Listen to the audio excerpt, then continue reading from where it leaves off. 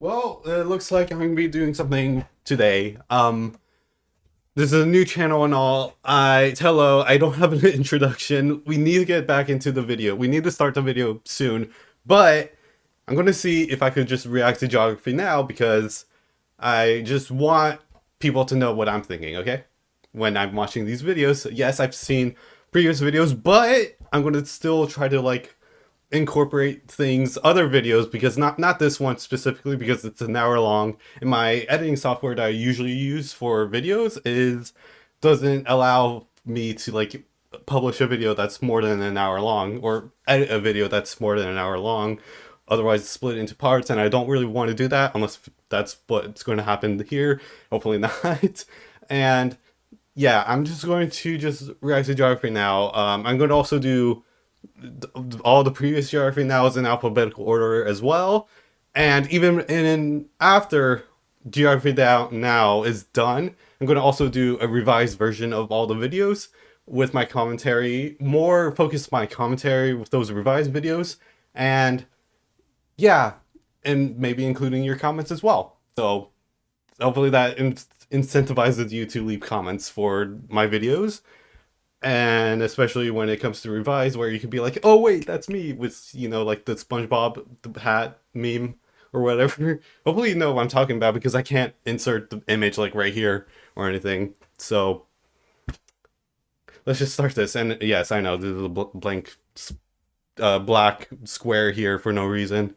I'm gonna probably put something in there for like the other videos that I'm doing. So yep, let's actually start this video. Oh god, like I'm jittering because generally this is United States. Here, I got the drip, and let's start. Hopefully. Oh my god, the audio quality. Oh my god, what is going to happen? What? Okay, let's start.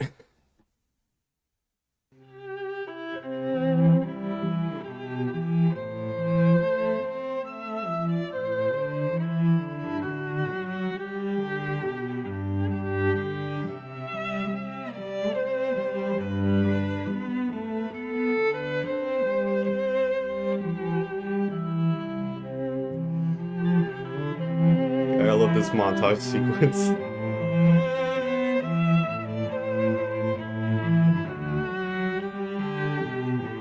Oh, an abandoned mall as well.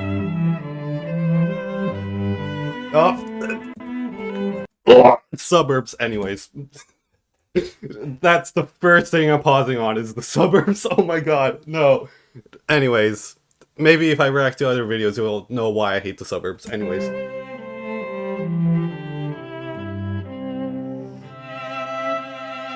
Hell yeah. You go run.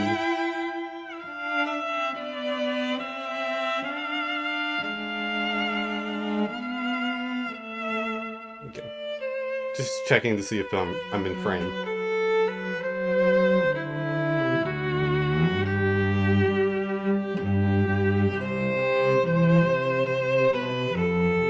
How long is this? This is so long! Come on, I can't keep this pose forever, Barbie. Okay. Oh. So I guess I have to still do it. Oh yeah, it's all everyone.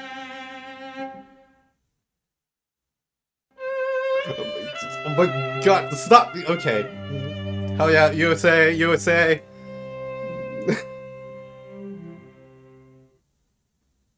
Alright. Oh, hell yeah. Home. It's time to learn geography now. Hey everybody, I'm your host Barbs. By the way, you can get Geography Now merch like this Geography Now Yeah, shirt sure. at Or you could get other geographynow.com. merch. Not selling out. If it's your brand, I don't have merch, but we you could did get the UAE, the other UK, clothes. and now the last of the United Triplet countries. After doing this channel for nearly a decade of my life, it's finally time. We have made it to my home country. Let's make this a big one. Here we go. Welcome to the United States of America. Hell yeah. The USA is a very complex place when it comes to the way that it's structured and the way that the domain administers itself. It's almost like 50 mini countries and 5 territories with their own unique identities, yet they all speak the same language and have some common understanding of American life. Everything is bigger, wider, spread out. We love shopping and having everything conveniently available now. I mean, that's why we... Except when it comes to urban planning. Anyway, no, we need to stop. I need to stop discussing... Oh my god. I need to stop discussing, like, urban planning shit. I swear. And also, I swear, so better look out for that. Invented things like fast food, the parking lot. Oh my god. Oh my god. No, no, no. This is not supposed to be things we're supposed to be proud of. Anyways. The modern shopping mall, highway service plazas, drive-thrus, the barcode pricing system, credit cards, escalators, and public restrooms are everywhere, and they're free. In any case, apart from that little civil structure overview, let's look at the map and discuss the actual location and sovereignty. Okay, we're starting to get good within like the last 5 or something. Of the USA, shall we? First of all, the USA is located on the North American continent, with the main chunk of the country, known as the Lower 48, where 98% of the population lives, is sandwiched between the Atlantic and Pacific Oceans to the east and west, and Canada and Mexico border them on the north and south. The country consists... And if you can't tell, my parents are from Mexico, so... Why am I saying this? Okay, basically... A Mexican American is reacting to the United States of America geography. Now, that's basically what this video is. Of 50 states divided into 3,143 counties, oh my or God, county equivalent. Oh yeah, by the way, with counties, I don't know shit about like any other counties except California, which is where I'm from. Every other county, I have no idea what's happening. 3,243 if you include territory divisions. 3 states have weird detached exclaves on the Canadian border. They are the Northwest Angle and Elm Point for Minnesota, Point Roberts, Washington, and Alberg, Vermont. The only state distinctly divided into 2 continental land-based units is Michigan, with the upper and lower peninsulas. Michigan do be like that, here and here.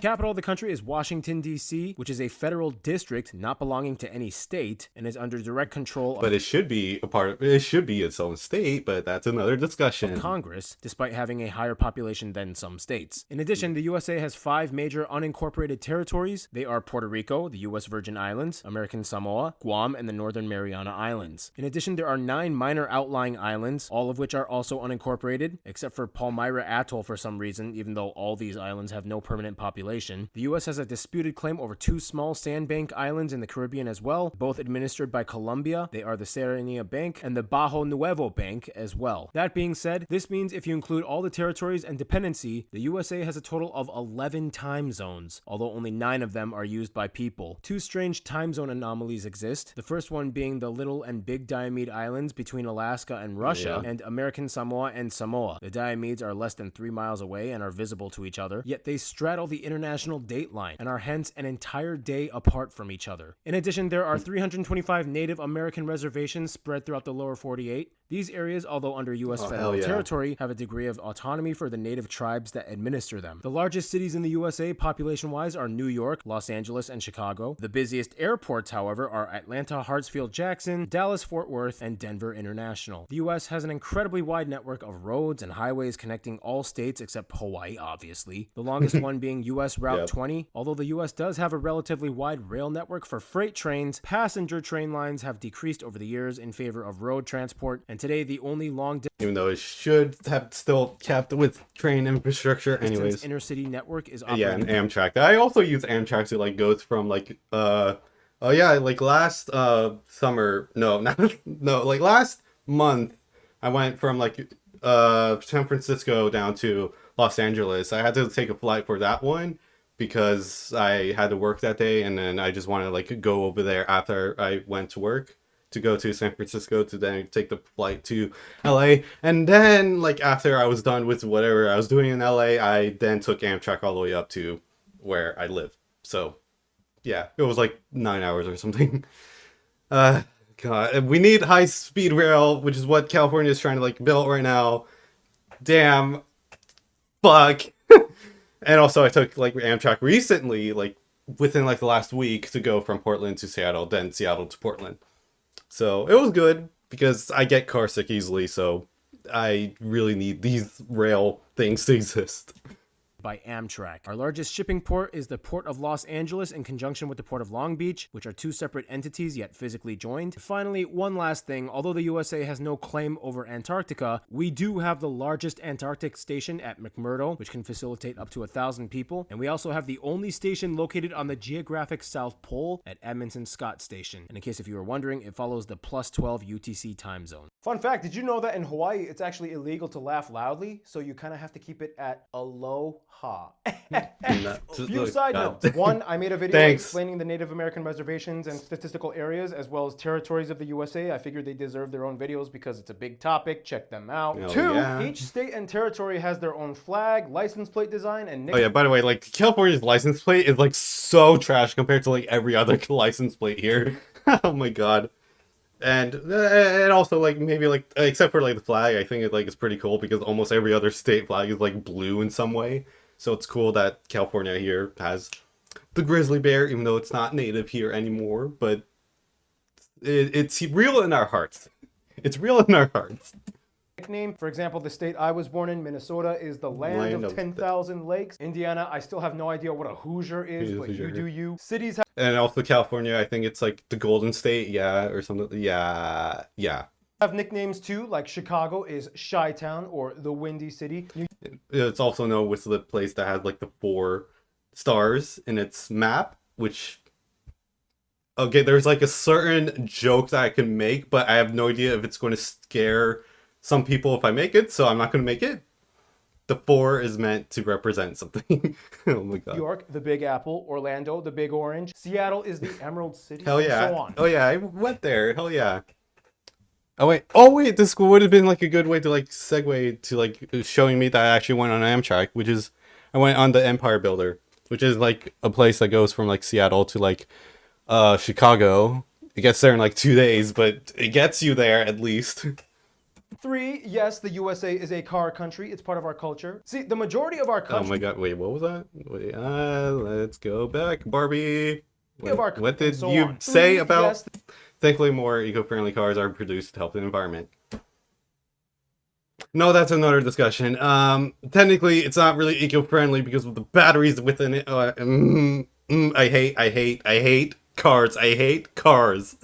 I hate them. The USA is a car country. It's part of our culture. Oh, See, the majority... I hate that. What the fuck is car culture? Anyways. of our country was built post-industrial revolution, so many of our cities have easily navigable straight grid...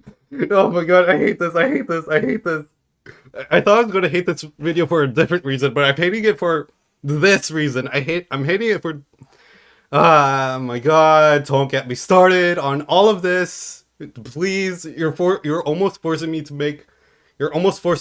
to talk about this, Barbie. You're forcing it on me. Like road networks with accommodating wider roads as opposed to the spider web of narrow medieval cobblestone. Whatever, it's good. That's good. Alleys built This for is pedestrians. good. In the US, you can get your own license at age 16. For many of us, it's a rite of passage. I mean, wait. And bragging right in high school.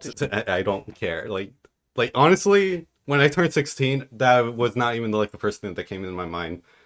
And then it wasn't until 17 where my dad was like, "Okay, let's go. You want to like drive?" And I was like, "Sure." And then like I did like a practice run within like some field doing in circles, and then I was like, "No."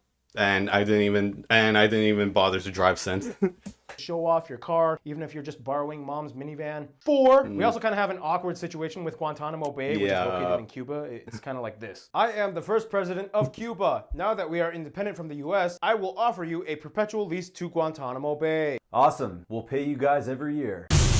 We are the new Cuba. We don't want you. Get out. Hey, your old president agreed a perpetual lease to us until both countries agree or we abandon the property. We don't want to do that. We're going to stay here. Well, yeah, revolution. We don't recognize that treaty. Well, we do. Here's your lease check for the year. Thanks for doing business. I'll shake myself. We'll see you next year, okay? Okay. Oh yeah, that's the other thing. At one point, the USA took administrative control over Cuba after the Spanish-American War, in addition to Guam, Puerto Rico, and the Philippines. Of course, the Philippines and Cuba gained their own independence. And the US also used to control the Panama Canal Zone for about 70 years. It was like, all right, Panama, you're getting your independence from us. Woo! me gusta! But I agreed to let the Americans have sovereignty over the canal zone because, you know, they're kind of building it. What the? I mean, you want us to leave and take all of our money and you finish building it, or? For now, no, but let's talk in 70 years. Okay then. Yeah. In addition, after Yeah. World War II, we took administrative control over many of the islands in the Pacific that Japan used to control. The three Micronesian island groups of Palau, the Marshall Islands, and the Federated States of Micronesia were labeled as U.S. Trust Territories until they gained independence in 1986. Today, they are the only countries that have the Compact of Free Association status, meaning the U.S. provides defense, financial assistance, and social services to the countries, whereas the citizens are allowed to move, live, and work in the U.S. and easily obtain citizenship if they desire, and in return they allow the US to have military bases. In any case, every section of the United States has a unique story on how it eventually became part of the country. It basically goes like this. For example, the USA started as 13 British colonies that pretty much operated everything east of the Mississippi River. At one point, everything up to what is now Minnesota was just called Virginia. In 1803, we obtained the Louisiana Purchase from France, which didn't even have a properly defined western border. It just kind of arbitrarily ended at the Rockies. This doubled the size of the country, and a bunch of Acadian French-speaking criminals from Canada suddenly became American. In 1819, we expanded to the Pacific for the first time and had a shared condominium with the British in Oregon Territory. 2 years later, Florida was ceded to us from Spain in a treaty in which we said that we would cede any claims to Texas. Well, long story incredibly short, the Texans in Texas kind of fought Mexico and became their own country for 10 years and then decided to cede their country back to the USA. In 1848, the Treaty of Guadalupe Hidalgo ended the Mexican-American War, and the Alta California area was ceded to the USA. And after some quick borderline readjustments and new states popping up, the continuous USA was complete. The Guano Islands Act started in the 1850s, got us to claim a bunch of random small islands in the Pacific and the Caribbean. Civil War split us up for about 10 years, but then we reunited. Meanwhile, Alaska was purchased by Russia. 1898, Hawaii was annexed from the Kingdom of Hawaii. 1 year later, after the Spanish-American War, a bunch of new islands joined, but only Puerto Rico and Guam would stay as territories. 1 year later, Samoa was taken over under the Tripartite Convention. Later, only what is now American Samoa would vote to remain. And finally, in 1917, we bought the Virgin Islands from Denmark. Yeah, almost every American has played the Oregon Trail in school and has died of dysentery. Just want to give a huge thanks to Bright Trip for making that animation. You guys are awesome. Check out their websites. They got some cool stuff. Hey, we tried to buy Greenland like 3 times and they kept saying no, but like, come on, Greenland, come on. On that note, you can kind of tell the story behind places in the USA based off of the language the name comes from. For example, many places in the middle of the USA that used to be part of the Louisiana Purchase have French names like Lafayette, Des Moines, or Des Moines. Hell, the entirety of Louisiana was named after King Louis the 16th, 14th, whatever, we're not French anymore. Places that used to belong to Spain and later Mexico have Spanish names like Puerto Rico, San Diego, and yes, even the city I live in, Los Angeles, Los Angeles. And also San Francisco, because, yeah. Otherwise, many cities and half of all the states are named after Native American words and or anglicized versions of Native American words. Kentucky, Ohio, Oklahoma. The city of Chicago means wild onion in the Miami, Illinois tribe language. In any case, basically our country was born out of revolution. Long story short, we were a colony of Great Britain, not the UK yet, but Great Britain, for about 170 years until King George III came in and went back crazy. Or at least that's how we see it, you know, the Brits are more Well, he's swearing too, so I could swear too, right? You ungrateful colonials. We declared independence in 1776, which, by the way, thank you Morocco for being the first country in the world to recognize us as a nation in Thanks, Morocco. Wait. Something like that. I don't know how to do the hand gesture. 1777. Hey, I beat them to it in 1776. Hey, you don't get to speak for me as a nation as a whole. You will recognize them when I say so.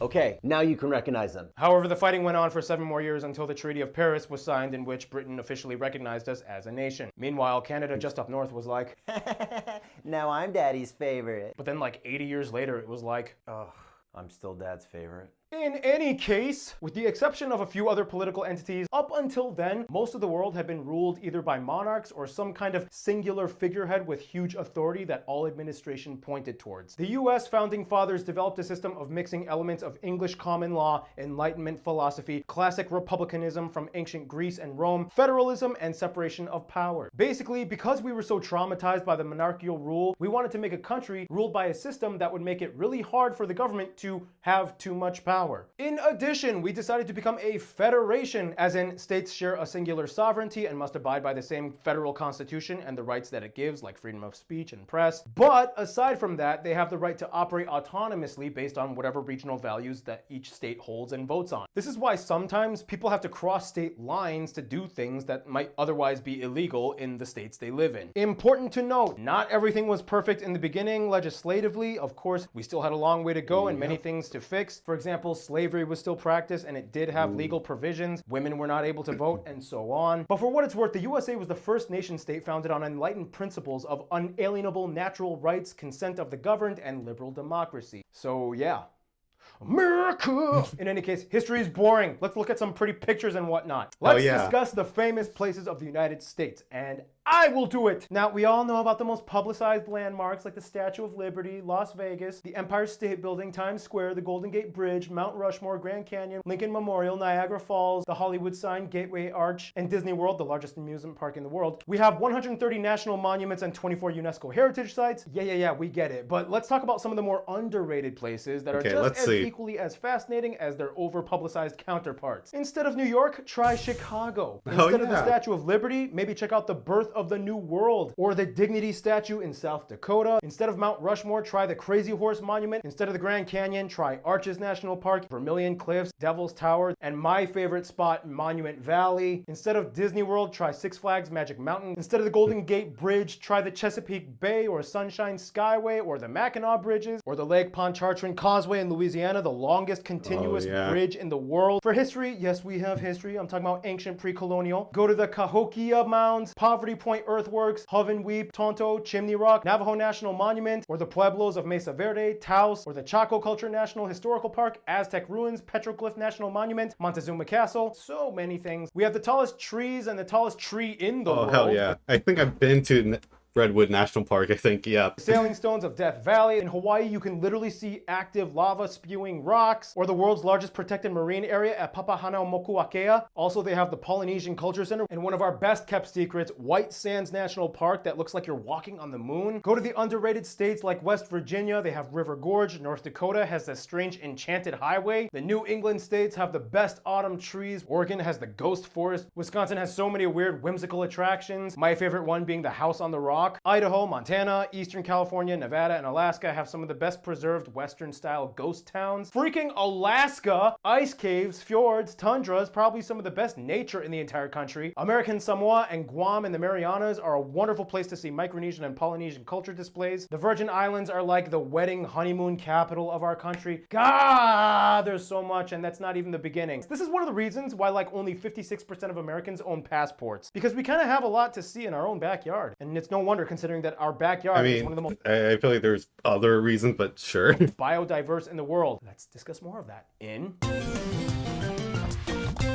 Now, to summarize, every conceivable landscape you can think of, we have. The USA is regarded as one of the most geographically diverse nations on Earth, and with that landscape spectrum, you can find an infinite amount of natural wonders. But first, let's look at the map. So first, let's start with the lower 48. Generally speaking, there are 7 main physical regions. The coastal plains extending from the North Atlantic states to the Gulf of Mexico, split off by the Appalachian Mountains. From there, you have the Central Plains and the Great Lakes region east of the Mississippi River, Lake Superior being the largest lake and the largest freshwater lake by surface area in the world, third largest by volume. However, only about 45% of it belongs to the US, meaning the largest lake completely within the US boundaries and largest lake by area in the world fully within a single country would actually be Lake Michigan. Yep. Altogether, these 5 lakes make up about 1/5 of the world's above surface freshwater. West of the Mississippi, you have the Great Plains, the flattest part of the country, and home to Tornado Alley, where the strongest and most tornadoes form than anywhere else on Earth. From there, you reach the Rocky Mountains, the US's longest chain and third longest in the world after the Andes and the Great Escarpment in South Africa. The Rockies are also the source of the longest river in the United States, not the famous Mississippi, which begins in Minnesota, but by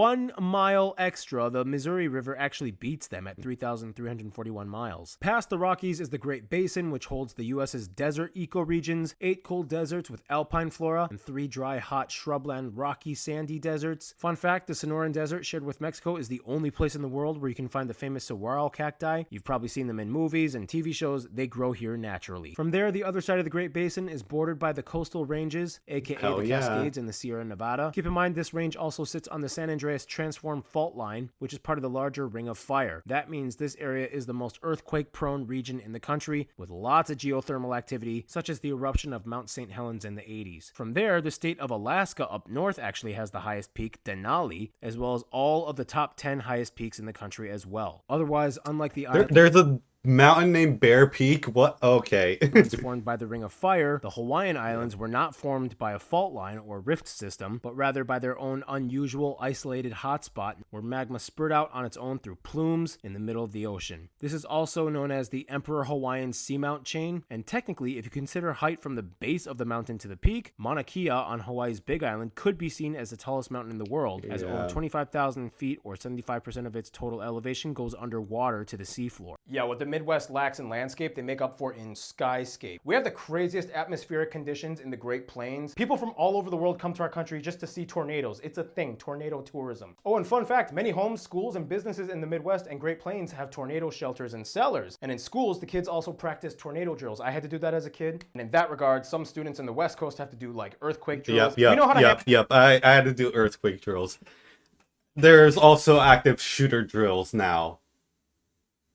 Kind of sad that that's considered a drill that you have to do in school now. Anyways, another thing we need to discuss another time. Yeah. Handle natural disasters here. We're pretty good at it. In the USA, life is like a constant economic game of opportunistic chess moves mixed with skill and luck. We know our potential and we want more. That's why we never stop moving. We hate mediocre, mundane complacency. You could win it all, or you could mess up and lose it all. But the point is, you could. We go crazy over that word. Not every country in the world offers a could to their people. We aren't really afraid of failure or embarrassment. That stuff passes away easily. Hell, we even capitalize and make money off of our embarrassment. Have you seen our reality shows? But the one thing we are terrified of is regret. And that's the core of the American spirit. An American doesn't wonder, we dream. Whether it's plausible or deluded and foolish, we dream. Anyway, that was kind of a ramble. Not gonna get too far into it. In any case, it's time for my triple shot of espresso break. Let's bring Noah in to fill in for the rest of the segment, shall we? Oh my god, that's loud.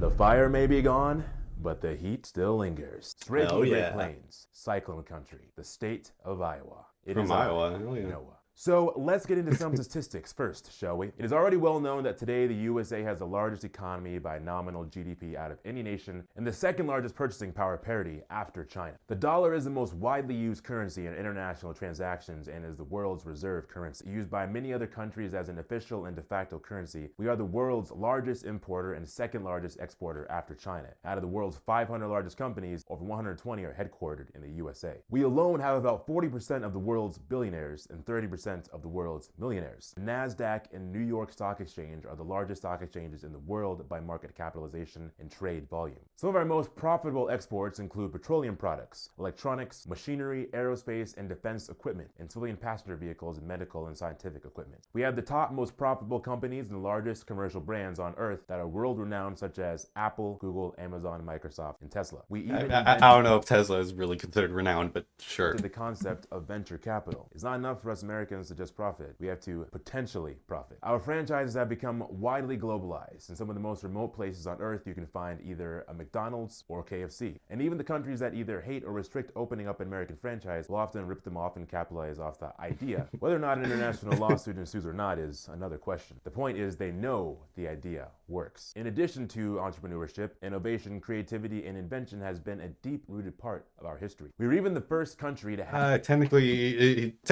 Thomas Edison is more like a, what is it, like a patent, whatever. It's more like a patent thing. I think like Nikola Tesla is more like the inventor. Okay, whatever. Have an electronic grid provided to citizens as a utility in 1882. The Wright brothers invented the first sustained and controlled airplane in 1903, which pioneered and revolutionized the air travel industry. We love. And it's weird that like 10 years later, planes that were used in like World War One, which is kind of weird that like almost like 10 years later, it's already starting to use for warfare, which is so crazy. Getting the world involved in our commerce. This is in large part thanks to our free market and capitalistic economic model in which market is run by the consumers. It's not, yeah, it's not originally American because technically the Dutch made capitalism. Technically, yeah. Thanks to our loose marketing laws, almost anything within the realm of public decency can be advertised. We go so far as advertise things like medicines, colleges, and yes, even the famous attorney settlement claim billboards and cheesy commercials are in American Yeah, but it's always looking billboards. I don't even know if there's like, wait, no, I should not really say something stupid right now. But yeah, like there's just so many billboards, especially near highways. So, and also sometimes even stroads. Anyways. Did you get hit by a car? Did you get mesothelioma? Or did you get shot by a bear with mesothelioma? I got shot by a bear. Call right now because you might be entitled to financial compensation. You gotta love those commercials. In any case, some people like to vacation in our nature zones, like our favorite animal correspondent. You know what? This time I believe it's just Caleb. Take it away. Hey guys, so you know, I've been Gary Harlow on this channel for a while. But as we reach the home country, it's time to be real. And this is the real me. It actually is. You couldn't tell before because I was wearing a hat and a disguise. Oh just my like god. Perry the Platypus. But also hailing from the great state of Iowa. It is I, the American Caleb. There's so many people from Idaho right here. So, the USA is classified as one of the top 10 mega diverse nations on Earth. Over 600 species of reptiles and amphibians, more than 800 species of birds, over 430 species of mammals. The largest mammal within our country being the North American bison. Oh, yeah. Today, we have 63 national parks, 13 of which are UNESCO World Heritage Sites, including the Oh yeah, I've been to Yosemite National Park. Hell yeah. world's first national park, and probably our most famous one, Yellowstone. The swampy parts of the Deep South is the reptile haven. You have alligators and turtles lurking everywhere. There are even crossing signs with gators on them. In the Rockies, we have black and brown bears, I think the most I've seen is like a deer crossing sign, but yeah, that's about it. bobcats, and mountain lions. Remember that time we saw a bear and what was it? Oh my gosh, let me tell you this story. So Paul and I went on a camping trip up near Mammoth, California. One of the stupidest things we've ever done because we were like just warming up around the fire and I look behind Paul. It's a freaking bear like 15 feet away from you. We found a bear. Are you kidding me? That's a freaking bear. We almost I mean, I see bears all the time, but sure, that's impressive. In the Alaskan North, By the way, that's a joke. I can't explain it more. If you get it, you get it. I'm in San Francisco, so if that helps you get the joke, then yeah. you can find grizzlies and polar bears, as well as narwhals and walruses. In the deserts, we have coyotes, javelinas, desert tortoises, and tarantulas. All along the west coast, you have harbor and elephant seals, giant Humboldt squids, Oh my porpoises, God. dolphins, and whales. Our tropical islands are home to some of the most amazing endemic bird and fish species, such as the Hawaiian honey creeper and the nene, and the state fish, the humu. Oh my god, what was that image? Please the don't. Hawaiian honey creeper. What and is the that? nene. I'm going to die. I'm going to die from. No. And the state fish, the humu nuku nuku apua'a. Got Did it. I do that right? Got it. Oh my god. And that, of course, brings us to our national animal, the bald eagle. Majestic, powerful, and swift. This eagle is found usually by large bodies of water as they prefer fish. They build the largest nests out of any bird on Earth. And yes, it is true, all American citizens, whether born or naturalized, are able to summon one at their will in times of emergency. Oh yeah. Oh yeah. So true. And speaking of emergencies, Oh yeah. By the way, I like the bald eagle doesn't actually like make that squawk sound that you think it does. I think it makes like a really pathetic sound actually. It's funny enough. I have to get back to my wife Jillian because I just had a second baby. Say hi to Eden. Oh my Ray. god, give your. Oh my. No, let's not make that joke. She enjoys making bubbles out of her mouth. Cheers, guys. Thank you, Caleb. Actually, fun fact, the whole reason I got involved with Geography Now originally was because I met Barb's at Caleb's wedding. And it's been great since then. Woo! Hell yeah. Enough on that. Let's discuss the food. First, let's start off with the American classic breakfast. You've seen it. Pancakes, bacon, sausage, eggs, and don't forget those hash browns. Hash browns. I don't know how many times. Oh yeah, I did have like the eggs and bacon. And what was that other thing? Not hash browns. I don't think I really ate that many pancakes. And hash browns, I don't think like my mom cooked hash browns, even if she tried. However, most Americans will eat another iconic American invention, cereal. That's right, we invented the fastest breakfast on earth. You just add milk and done. Otherwise, we have... I think like mostly when I was growing up as a kid, I don't think it was much cereal, but rather banco and chocolate. It was like bread with like liquid chocolate milk thing. And then I just ate it like that. Yeah, that was like my favorite thing eating. Very iconic regional cuisine. As a kid. One, let's bring it to the Native American side. Such dishes that are shared amongst numerous tribes in the lower 48 include things like fry bread, bison jerky, Three Sisters stew, wojapi, pemmican, wild rice. Whereas for the Inuits up north, you might find whale blubber / meat, caribou / reindeer meat and sausage, cloudberry or salmonberry jams, smoked Alaskan salmon, king crab legs, and a gudok, their dessert. Whereas on the islands like Hawaii and Samoa, you'll find many dishes baked in their own versions of the earth oven. Poi, or mashed purple taro paste, and kukui nut meat is the staple in many dishes. They specialize in numerous garnished seafood dishes like ahi-ahi and Pacific lobster. And the immigrants, like the Filipinos, Portuguese, and Japanese, even have incorporated their own fusion to modern-day Hawaiian cuisine in things like lokomoko, spam musubi, and poke bowls. Then we get to soul food, which you've probably heard of. Fried chicken and waffles, fried okra, macaroni and cheese, collard greens, ham hocks, and speaking of the South, our best-kept secret, Cajun food. Imagine, if you will, if French cuisine was forced to use ingredients from the swamp and it actually worked. Almost every American grocery store has some kind of Cajun or Creole seasoning. My favorite, Chef Gone Mad. Things like gumbo, jambalaya, crawfish boil, pralines, boudin, beignets, alligator, and andouille sausage. New England has their own cuisine as well. Things like lobster rolls, lobster bisque, clam chowder, and you can't forget Maryland blue crab and crab cakes. We also have Tex-Mex cuisine, which typically has heavier ingredients and uses more flour tortillas instead of corn. Enchiladas, fajitas, quesadillas. Oh, enchiladas. Hell yeah, my mom makes that. Hell yeah. We have so many different regional barbecue styles. And Barb's favorite, Kansas City style ribs. Love it, so good. So many places have their own style of pizzas and hot dogs. The biggest competitors are Chicago deep dish and New York thin crust. Americans are also known for their sweet pies, most notably apple pie, banana cream, lemon meringue, key lime pie, pecan pie. And speaking of pies, one of our favorites is pumpkin, served on Thanksgiving. And finally, our most iconic national dish, the burger, which has so many regional specialties, America would be nothing without the burger. Well, that's it for me, and until we meet again, stay tuned and stay ready. Oh my god. Thank you, Noah. Quick side note in regards to the food stuff. Yes, we have a tipping culture Yeah. at sit-down restaurants, not fast food chains. Typically, Well, you could still tip sometimes in fast food chains. Sometimes. rates Yeah. Please tip every single person. Please tip, just in general in America.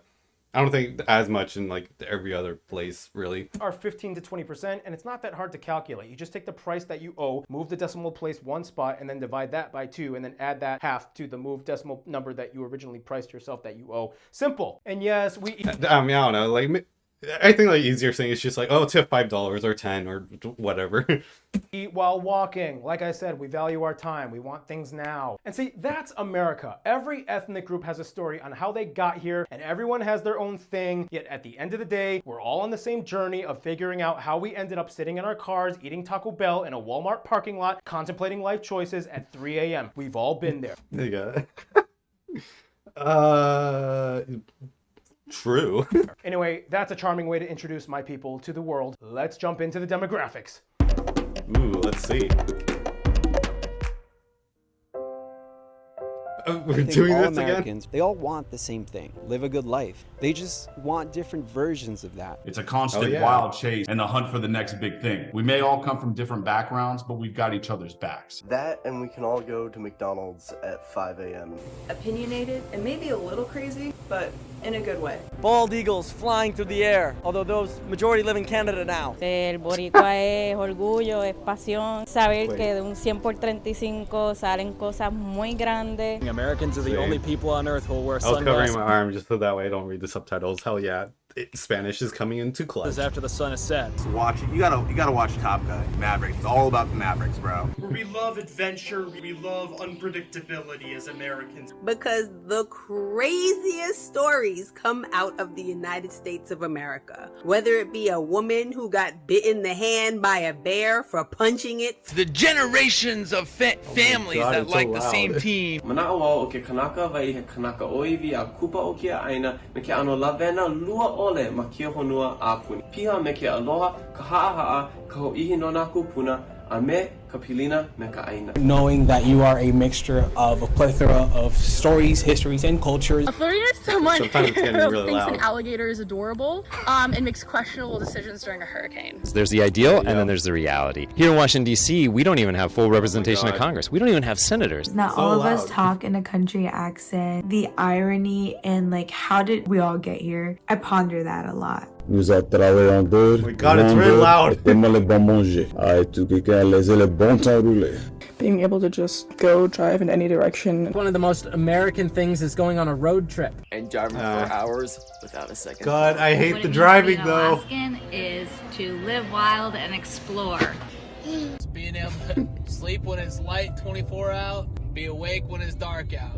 I love that midnight sun. I believe an American is someone who embraces diversity and use it to pursue life, liberty, and happiness. So for me, an American is someone who values and respects American ideals and freedoms. But the land of the free, the home of the brave, honestly. But America is nothing without New York. It's all happening here. Absurdly stubborn in your beliefs. At the end of the day, you're still gonna all be friends. You're gonna go out and get drinks with each other. We are the masters of making fun of each other. Being hungry, like after midnight, IHOP and Denny's are always there for you. For me, it's the House of Waffles. It isn't just a Waffle House, it's a Waffle Home. The bad rep we get for calling football soccer. This is America! An American to me is someone who likes to have a good time and someone that likes free refills. It's someone that likes very large portions at restaurants. You can use your EBT card at fast food places and wear sweats pretty much anywhere you are. An American, you can be Oh my God. anything. I was planning on wearing sweats when I was going to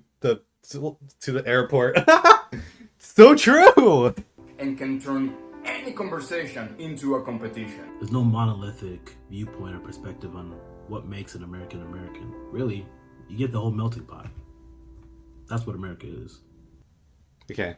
So what is an American? This is a question I've pondered about for a long time when I was writing this script. From a young age, we are taught the value of individualism. You are special. You are unique. There is no one like you in the world. And in that regard, we are also taught that it's good that we're different because then everyone has something unique and special to add. If we were all the same, then there wouldn't really be much to add or learn or grow from. It's the diversity that empowers us. We look at the world around us and see that they already know our songs and watch our TV shows and movies. Oftentimes, they imitate things that we started and throw a spin on it. We also regularly notice that on the news, people from all over the world fight to immigrate here. They seek refuge and asylum. It seems like they really want to join this country badly. So in a sense, taking all of that into account, not trying to sound boastful, but because of that, being an American citizen is kind of like, it sometimes feels like being part of some kind of weird elite club that a bunch of people want to join, or at the very least give attention to. And we love attention. It's practically our currency. It doesn't matter if it's good or bad. The moment you give us your eyes and ears, we win. It feeds us. There's nothing we hate more than just being part of the crowd. Every American wants to find something about themselves that makes them stick out. This is why we obsess so much about things like labels and race. It's one of the easiest ways to forge an identity. We take DNA tests because at the end of the day, we all know that unless we're indigenous, we aren't native to this continent. We all come from somewhere else, and sometimes we're curious. We want to know who we are, doesn't everybody? This may sound kind of shallow on the surface, but you kind of have to understand, like all the nations of the Americas, we're kind of like the lost children of the world. We never came from royalty or nobility, no ancient legacies to honor. So in a way, we don't really have much to lose. We have to build our own empires. Of course, every American has a different story, and not everyone will agree to this very sentiment, but at the very base, that's kind of what I guess it kind of somewhat feels like to be American.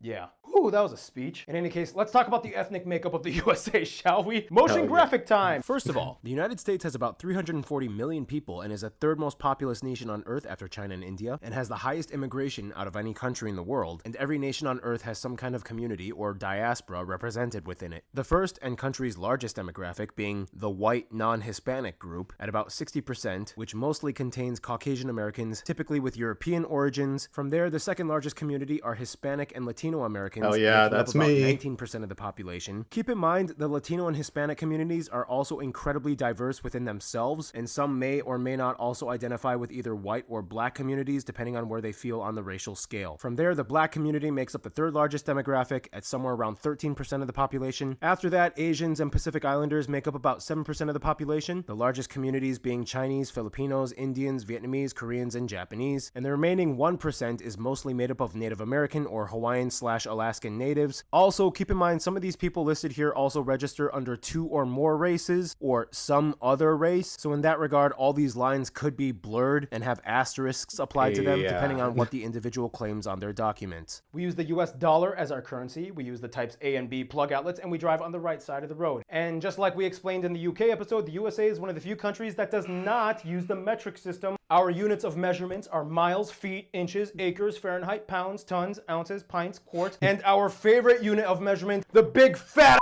gallon. This is a gallon. We actually measure our gas in these units too, so yeah. Also, keep in mind, sometimes we don't even care. We'll just make up our own units of measurement when we're too lazy. We literally measure things like fried chicken and popcorn in buckets and ice cream in tubs.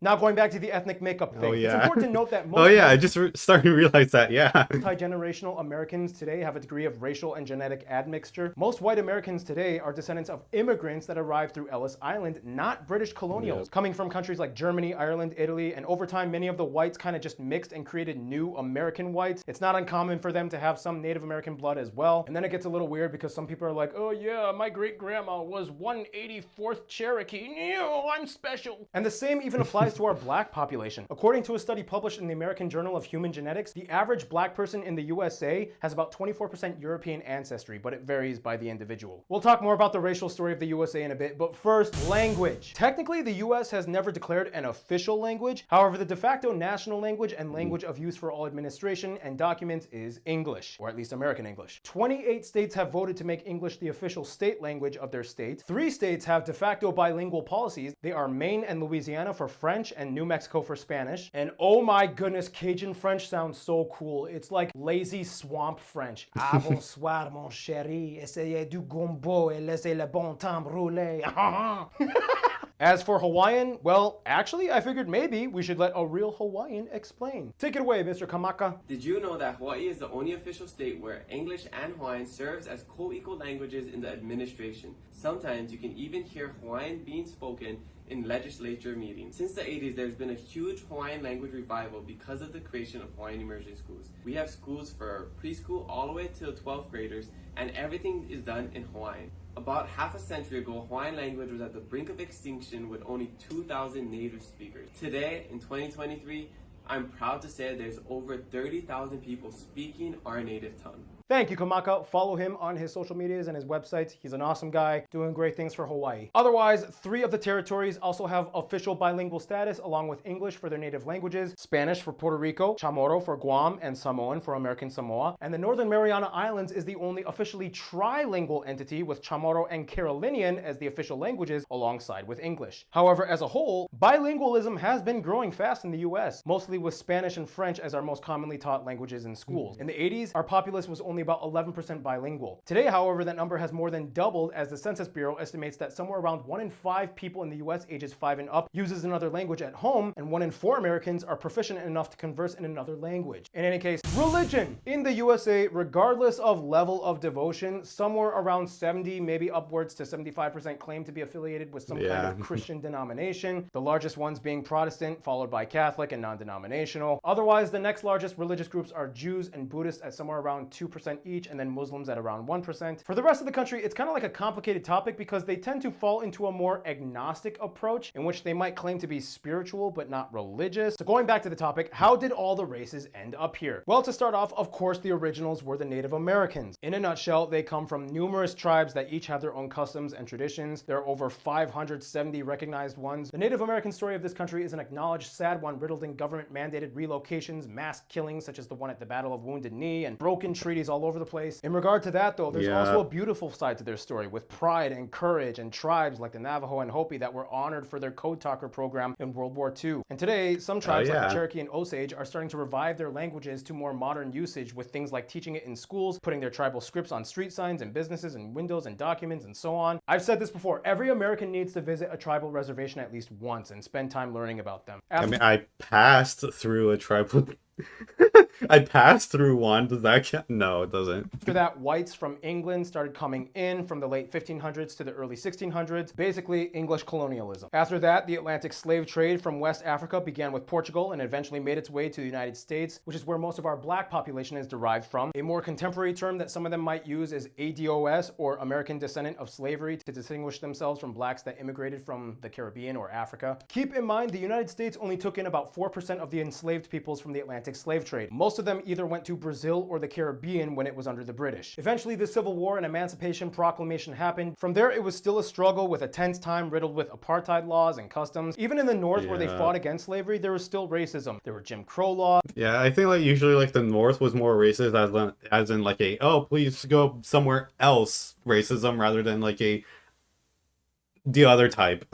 The bombing of Tulsa, the Rosewood incident, redlining. Finally, in the 60s, the civil rights movement occurred. The 60s was kind of like the big moment. It is said that slavery and the treatment of Native Americans is the darkest chapter of American history, our biggest shame. We don't hide from it. We acknowledge it. We teach it in our schools. Well, there's certain politicians, well, obviously politicians are political, but like there's certain politicians that are trying to hide it, so do with that what you will. It's like what the Nazi thing is to Germany or the imperial thing is to Japan. For what it's worth, the story of Black America is one with so many chapters, but if you look at how the story unfolds over the centuries, there is a beauty to it. Our country could not be what it is with so many amazing individuals that have revolutionized not just our country, but made shockwaves throughout the whole world. Look, I'm not trying to speak on behalf of the Black experience because I'm not Black. I mean, I did that DNA test and it said North African, but I'm not claiming anything unless y'all approve, and if you do, I'll bring ribs and Henny to the cookout. Hey, hey. But for what it's worth, if you must take anything away from this, I think most Americans will agree that the story of America is nothing without the story of the Black population. In any case, from there, we move on to the other major communities. The Chinese were the first Asians to arrive as rail line workers in the mid-1800s. Filipinos started coming in after the colonial years. Then the Koreans and Vietnamese through the Korean War and the Vietnam War. For the Latino community, it's interesting. Some isolated communities of Mexicans and Spanish people were already living in certain parts of the West after lands were acquired from the Mexican-American War. However, their populations weren't really high until large migration waves came in the 20th century. From there, Latin Americans from all over started building communities. Los Angeles has the largest Salvadoran and Guatemalan communities. Miami has Cubans, Venezuelans, Colombians. Puerto Ricans and Dominicans love New York for some reason, even though the climate is nothing like their perfect, beautiful tropical islands. I don't get that whole thing, but whatever, you guys do you. And of course, when there's Latinos, you'll always find Mexicans somehow in the mix. Hell yeah.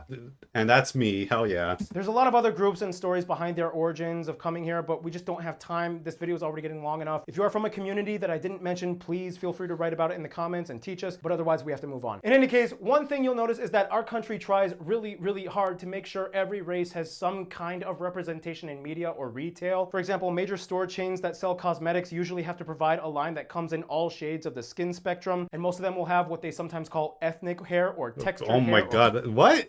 Coily hair sections. And fun fact, Art and I actually shop in this part of the store because why Art? Murray's pomade. It's the only thing that seems to work on our hair because our hair's thick. We always use it. So yeah, we use this all the time. This is a true American classic. Yeah, not a sponsorship. Not a sponsorship. We just really like this stuff. Yeah, although it could be a sponsorship. First non-black people to be a sponsor led by Murray's. Yeah, you could use a ginger. You would be considered the face of diversity for them. Since the 70s, most of our TV shows and cartoons have had unspoken diversity quotas in which every cast will usually have some minority character, either main, reoccurring, or guest character. Our toy sections at stores usually contain dolls and action figures that come in all races. Nothing more iconic to this sentiment than the famous collectible American Girl dolls. Then you have the really obvious attempts like Captain Planet, Magic School Bus, and that puppet show that tried too hard. Look, even if it comes off a little forced and pandering or cringy, we try our best and usually we mean well. In any case, that was such a long-winded What do you mean by that, Paul? No. explanation of American social dynamics. One person who also means well and is quite dynamic would be Art. So let's switch up the subject and talk about the sports of the USA.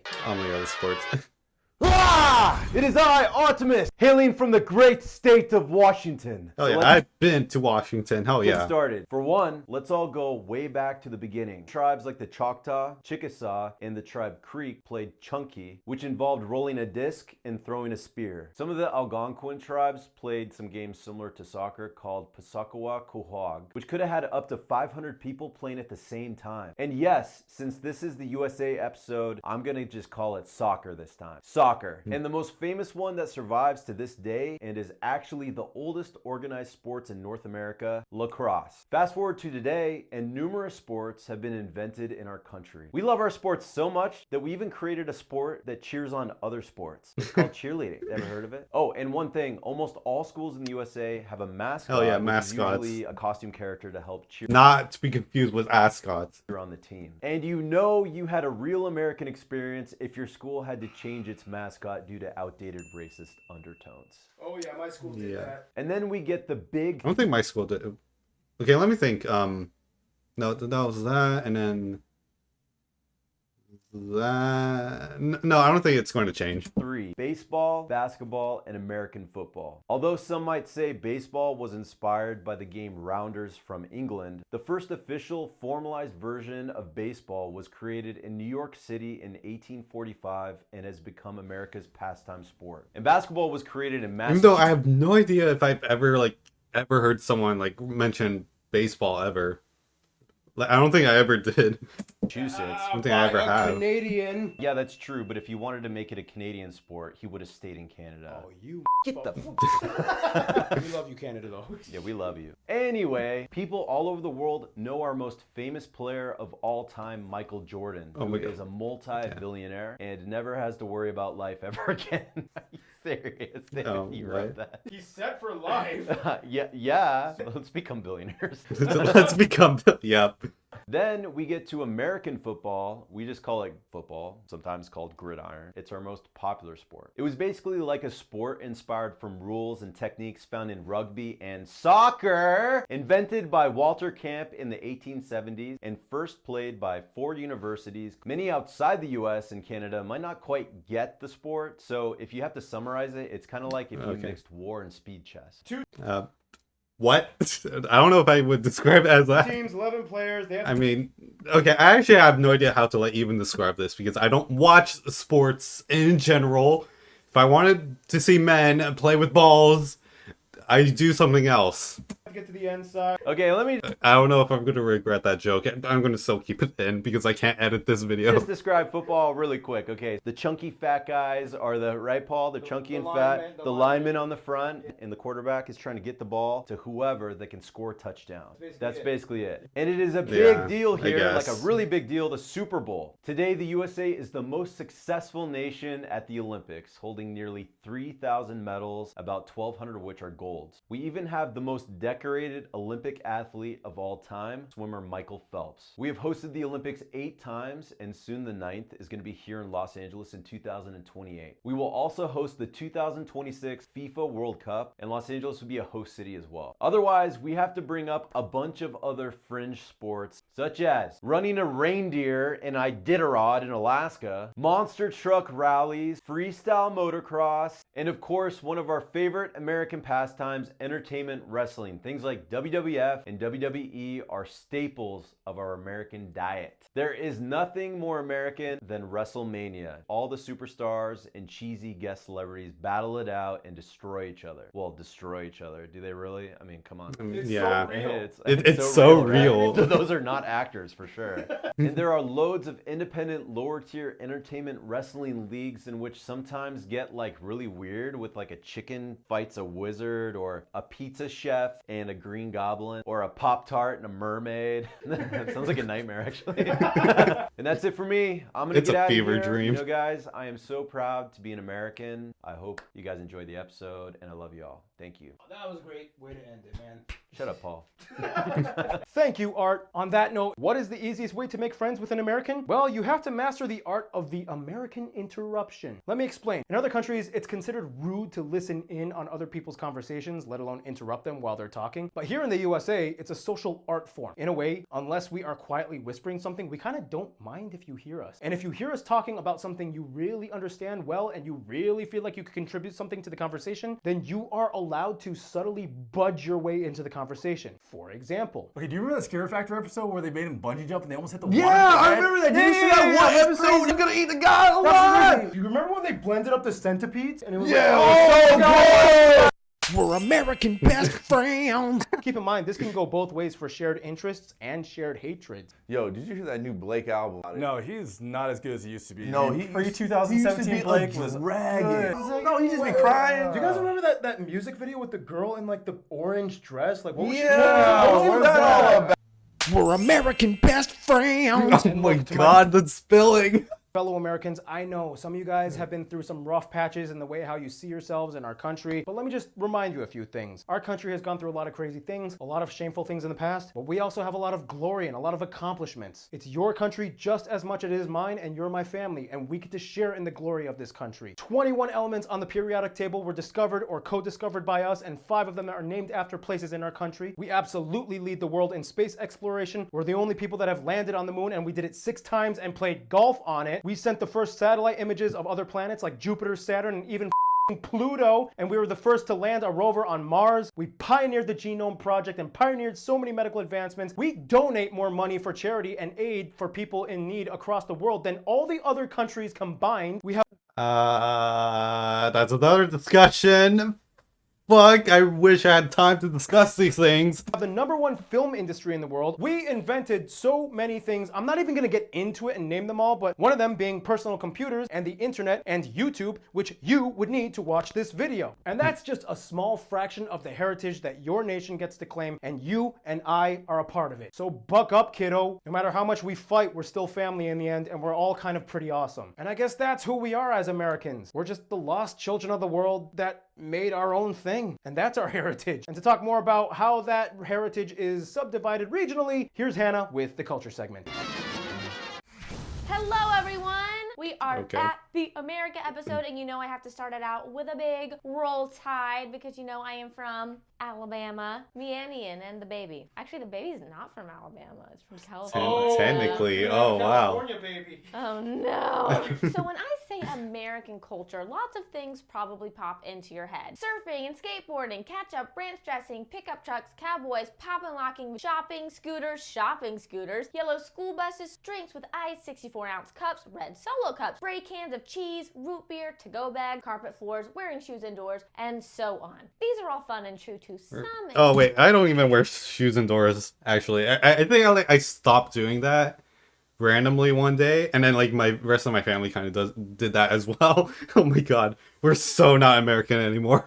But there's a deeper story behind our people. For one, culture in the USA is typically divided into 5 main regions. West Coast, West Coast, and micro regions within them. So let's start off. Northeasterners are hustling business folk. It is home to the Bosch Wash Corridor, the largest megalopolis in the world in terms of economic output, with about 1/6 of the entire country's population. People here live in or have close access to large metropolitan centers, which most likely means they are acquainted with a wide range of ideas, opportunities, office buildings, and the daily grind of modern life. Funny enough, Pennsylvania is also home to the largest Amish community that chooses to avoid modern technology. The Midwest, or the Great Lakes region, is the industrial and manufacturing belt. The lakes and rivers help them prosper in trade historically. Detroit is known for its car industry, hence the nickname Motown or Motor City. Chicago processes food and machinery. Wisconsin is the dairy capital. In fact, 2 of the top 3 best hospitals in the country country and in the world are here, overall the Midwest is good at making things, and they are famous for having some of the funniest accents and nicest people in the country. Oh, don't you know? Then we get to the Great Plains and the frontier. This is the breadbasket and mountains of the nation. Basically, this is the resource epicenter. After these lands were acquired, the U.S. government encouraged westward expansion to the citizens by implementing the Homestead Act in 1862. So basically, this became the Wild West if you've seen the classy, kitschy Americana Western films. This area also has the most Native American reservations as well. Be respectful to the tribes if you ever enter the land, as they have their own autonomous set of rules that may differ from the state they are in. Colorado is known for having the healthiest people in the country. Wyoming is one of the few places where you can still see authentic cowboys and cowgirls. Utah and Idaho have the heaviest concentration of the Mormon communities. Arizona and New Mexico have a desert culture. They know how to handle heat and thrive in it. Then there's the West Coast, California, Nevada, Oregon, and Washington. Basically, two things dominate this region: entertainment, which is literally what we're doing right now on the West Coast, and tech innovation. Everyone knows Los Angeles, For better or for worse, for both of those things, is the entertainment capital of the world, home to Hollywood, where the largest and busiest studios and production facilities in the world operate. Up north, you start getting tech hubs like Silicon Valley and Seattle, the startup and innovation centers with companies like Microsoft, Apple, Google, Facebook, Twitter, and so on. Everyone knows Twitter. Twitter. You were...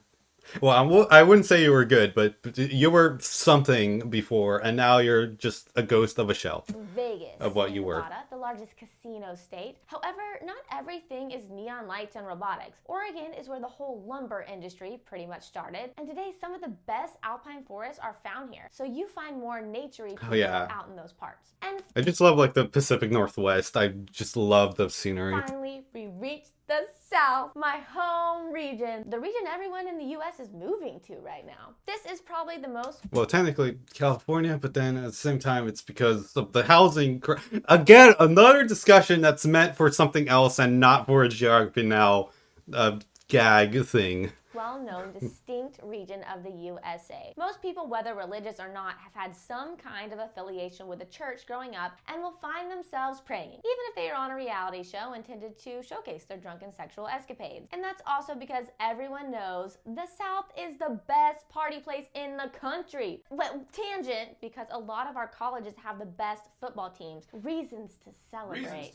Louisiana is our best kept secret. They have the unique Cajun and Creole culture that dominates everything. There's nothing like Mardi Gras on Bourbon Street, but if you want the original and real Mardi Gras, you have to go to Mobile, Alabama. And as much as I hate to admit it, the entire state of Florida is kind of a non-stop party. Even hurricanes don't stop them. Everyone knows the strangest and craziest things happen in Florida. I think it's because it's so hot and humid there. South Florida is home to Miami, which is basically North Cuba. It has a unique Caribbean culture. Literally, you need to speak Spanish. The Mississippi Delta is where so many famous people like Elvis Presley and Oprah were born. You have the Appalachian or Piedmont South, where banjo and bluegrass music began and where some of the best moonshine is made. Along the coasts of North and South Carolina and Georgia, you have the unique Gullah community, descendants of the freed slaves that inhabit the Barrier Islands. They are known for speaking their own unique Creole that has West African influences, musical performances, and sweetgrass woven crafts. Then, of course, we get to Texas, the big guy. Let's just say Texas is not just the cowboy state. It's evolving into a major modern tech and entrepreneur hub. They're tough, they're proud, and they love their state. In Alaska, you can actually find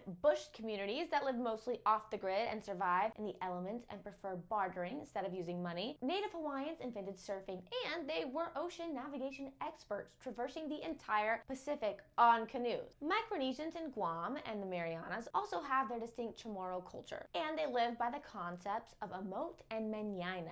American Samoans are obviously the cousins of the Samoans. They have their unique Matai and chiefdom systems of ruling themselves, and the Fa'a Samoa, or Samoan way of life. The Virgin Islands is like a mini Jamaica. They have their own Creole English, Quelbe, or scratch bands, amazing seafood, and the unique Malby drink made of tree bark. Puerto Ricans are kind of like the US's favorite Latinos. Politics aside, they have created so many cultural impacts that have crept onto the mainland, especially in places like New York and Florida. Home of bomba, reggaeton. Everyone knows Robert Clemente, Ricky Martin, J-Lo, Daddy Yankee, and Luis Fonsi. So that's the quick, condensed overview of the US's regional cultures. There is so much more we could have mentioned, but it would take forever. If you are from a region of the USA with a distinct cultural trait we miss, write it in the comments and teach us. I guess with all of that, we go back to the crazy Florida region because now it is Florida Man Keith's time to talk to us about the music. Take it away, crazy Florida Man. Woo, we did it! Did it! That's the America episode! Okay. All right, we're in Florida. Hey, Keith, yeah, made it to Florida. Yeah, Woo, welcome there's back. even a fight going on outside, so that's how you know it's real Florida. Hey, what's up, everybody? What's up? Named Keith. Woo! Thanks for having me on the show, Paul. I'm not trying to sound cocky or anything like that. Every other country on the face of the earth deserves its own spotlight. With all that being said, we're the #1 music market in the entire world. We export more music and entertainment to the rest of the world than any other country ever. But first, let's take it back, way back, to the indigenous people of the United States. Native Americans are known for their powwow events of, war drums and dancing and singing and all kinds of really great traditional things, along with the Hawaiians who have the luau's, and it's pretty amazing too, and they got the fire spinning. And the Inuits have their traditional throat singing that they perform. So the largest Native American powwow event in the United States is called the Gathering of the Nations, and you can go check out this event in Albuquerque, New Mexico, and it's performed every April, and I highly recommend you guys go and check it out. In Hawaii, you have also the Merry Monarch Festival. It's like the most Hawaiian thing you can possibly see with your own 2 eyes. Unless if you have one eye, then it's the most amazing thing with your one eye. Now let's fast forward. American music really started to gain its international recognition in the 1800s with things like vaudeville and acapellas. Like the Fisk Jubilee singers who broke barriers and received the National Medal of Arts. Prior to the 20th century, American music was either classical, parlor music / saloon music. All Americans know such songs like Home on the Range and Oh Susanna by Stephen Foster. And then something crazy happened. Jazz. Oh my God, jazz. Woo! There is nothing more American than jazz music, a very highly intellectual form of music. Jazz basically changed the entire world or helped shape today's modern music. I mean, you can take, the chord structures, like complex chord structures. I mean, songs like Giant Steps. You literally have every other beat where it changes like a chord, to odd time signatures. I mean, Take 5 was like a very popular jazz standard that was by this record, Kind of Blue by Miles Davis. Miles Davis set the standard of how good jazz can sound, in my opinion. But let's be real. I mean, you also had John Coltrane in his band. I mean, even at points, Bill Evans was on his record. Today's music wouldn't be anything without jazz. I mean, I also want to highlight blues music just as much as jazz, because without blues as well, we wouldn't have had the era of rock and roll. People like Howlin' Wolf, B.B. King, Stevie Ray Vaughan, Gary Clark Jr. Without blues, we would have never gotten into eventually having Elvis Presley, to the beyond, into the Beatles and Led Zeppelin and everybody's favorite bands at one point. It all kind of stems from the blues. We can't leave out what was going on in New York City with hip-hop culture. So basically, it all started with a guy named DJ Kool Herc. It took off from there. You have Detroit for Motown. And how can we forget about Nashville? Nashville, the main thing that people see is country music, but you can just as much go to indie show and go check out some indie hipster band, or go check out a metal band. Believe it or not, Nashville has the highest musicians per capita in the entire world. Texas was the birthplace of Tejano. Every Mexican American knows Selena. And probably Rest in peace. He has some sort of private room in their closet with a shrine dedicated to Selena. With all that being said, so many of our American artists have gained international recognition and fan base. You can be in the middle of the Himalayas going camelback and come upon a salt mine, and some dude is gonna be all like, dude, have you ever checked out the Thriller record from Michael Jackson? And then you're gonna be like, yeah, who doesn't know Michael Jackson? Yeah, bro, intro. 'Cause there's a thriller. I'm sure this part is gonna get flagged and taken down. Anyways, I love all of you. Thanks so much for having me on the America episode. My name's Keith. Good job, Keith. Yes, America. Woo! Thank you, Keith, the real original Florida man. Okay, so yeah, I'm not even gonna try and end this segment with something witty. This episode is already the longest we've ever had on the channel, so let's just jump into the final segment, shall we? The friend zone. Leave. Okay.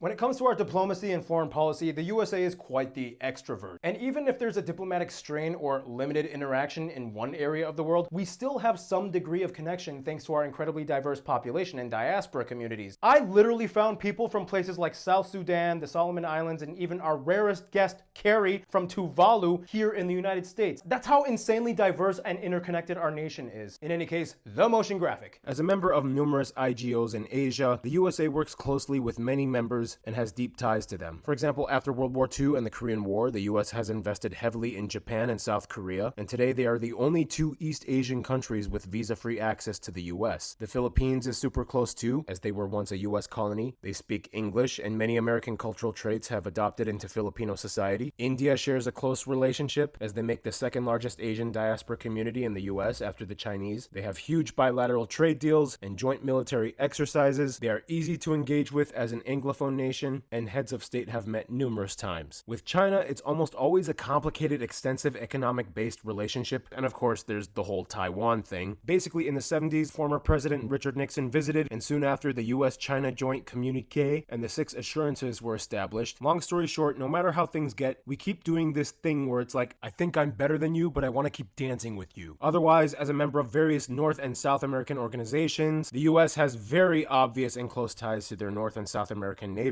In the broadest sense, they are all kind of like New World countries that share a similar story of being built off of European colonialism, evolving into the vibrant new societies that they are today. The US was the first country to recognize Brazil as a nation in 1808, and many sociologists will say that Brazil is kind of like the closest country resembling the US in shared experiences related to their demographic makeup. The only real major difference is that Brazil was more Catholic influenced, whereas the US was more Protestant. Otherwise, moving on to Africa, the US cooperates in many discussions with the AU and ADB. The African Growth and Opportunity Act in 2000 provides preferential cooperation to the US market for eligible African countries such as Kenya, Nigeria, and South Africa. And today many African Americans do pilgrimage trips, and some even get dual citizenship. Oh yeah, and Liberia was like the US's long lost adoptive African stepchild that we keep forgetting. We really need to pay more attention to them and give them more love. When it comes to Europe though, basically the US has always had some kind of constant interaction with Europe since the inception of our nation's independence. France was the first country to establish diplomatic relations with us. Also, thank you for giving us the Statue of Liberty. Over the years, Europeans from virtually every corner of the continent immigrated to the US and built communities and neighborhoods. After World War II, we signed the Marshall Plan, which was a huge economic recovery act, which eventually evolved into the formation of NATO. The only main European relationship that has a roller coaster of diplomatic instability typically lands with Russia, rooted in the Cold War era conflict, but this is a topic for another time. When it comes to our best friends, however, typically Americans will probably root for one of the teen major Anglophone nations. We Americans hardcore crush on the Aussies and Kiwis. I personally feel like nothing illustrates this more than the Irwin family. We share a history of being former British colonies. We are members of ANZUS, the Pacific Committee, and a partner in the Pacific Islands Forum. We share very common political and cultural interests. We've almost always teamed up and had each other's backs on numerous international conflicts. And yeah, overall we love them. Then we hit a little closer to home and get to Canada and the UK. Canada is more like our obedient little brother that stuck with Daddy Britain as we broke away and got our own apartment. Later on, they saw us having so much fun and then kind of slowly and politely requested to leave Dad's nest. Nonetheless, in a technical sense, Canada has the oldest shared relationship with us, as we were both being formed at the same time. So we ultimately really get each other, and we share so much in common in regards to culture, values, and politics. We both speak English, much to the chagrin of the Quebecois. About 75 to 85% of their trade goes through the USA. Granted, sometimes Canadians hope they don't get too Americanized and they try to salvage their Canadian identity, whatever that means. But ultimately, we love them. We marry the crap out of each other. We hire their musicians and actors. They let us film in Vancouver for super cheap. And we love how they hate it when we call them our 51st state. Finally, we end up with the old man, UK. The US is the rebel son that broke away, yet after things cooled off, we totally laughed about it and became the closest friends all over again. Today, the two countries share the world's largest largest direct foreign investment partnership and virtually go hand in hand in almost every international issue. The UK is like our connection to Europe, and recently both countries have affirmed the other as being the country with the most important bilateral partnership in their foreign policy. Long story short, the story ends right where it began. The USA and UK will always look out for each other. All right, the motion graphic is over. It's time to do this.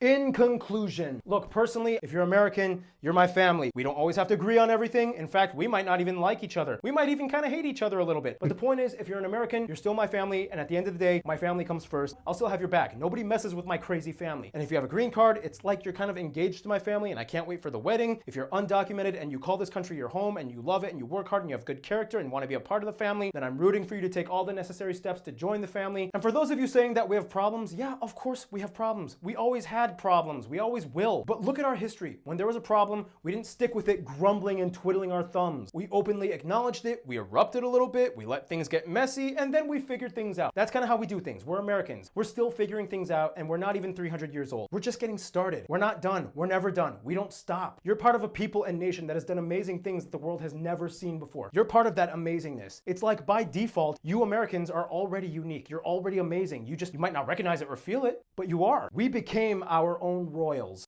and this is our home, and I love you all. Oh, shoot. Uruguay, stay tuned. Uruguay is coming up next. Sorry, you have to follow that. Yep. Oh my god. So long. This is so long. Oh my god. I couldn't even figure out what to say half of the time. Oh my god. Let me just disable. Yep. Okay. And there's even more black space here. Oh my god. There's so much things I could have said, but at least I know that I'm going to be doing a revised version of this. I'm going to have to cut out basically all the times that I didn't talk if I get to that eventually. But first I have to react to almost every single geography now from the start, from Afghanistan all the way to here, or I guess all the way until Zimbabwe. Unless if there's a new country that comes in that has that is alphabetically after Zimbabwe. Oh my god. Okay, I'm just gonna be done. I'm done for this. See you in Afghanistan. Geography Now Afghanistan. Maybe. Hopefully soon. But maybe. I don't know. Oh my god. Bye. Bye.